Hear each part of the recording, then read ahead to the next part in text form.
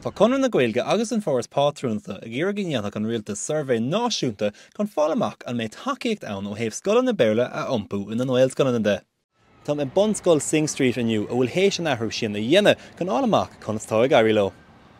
Agus so is scoil an starlmud an seo agus thug an athrú ó scoil bhéarla go Gaelscoil deis ionach gan an sais chultúir na tíre chur a bhaineann seo níos sebhras muhím se go bhfuil tiismóirí agus na múntarí lig an sásta leis an athrú agus tugann se sais íomhánú a dún sa tochaí.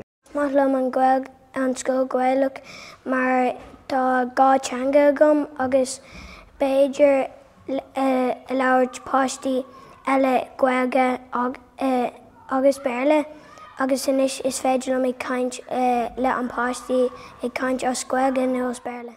Labhraíonn mé Gaeilge sa bhaile mar tá sé go deas.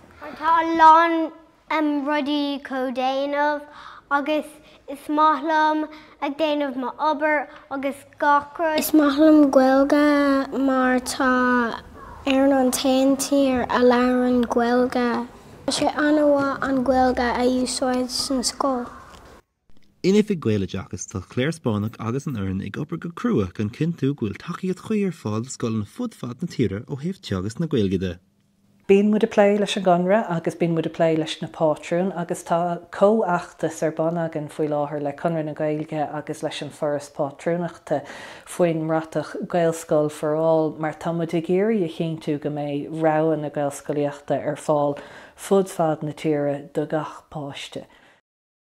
Is léir go bhfuil obair na gapal ar siúil a Gaeilge agus an soch chun scoileadh trí Gaeilge a chur chun cín agus níos mó tacaíochta a chóirt go. An bheicimid níos mó Gaelscoil sa tír seo as seo amach, sin fós le feiceáil. Seán na Cúla4, Nuacht Cúla4.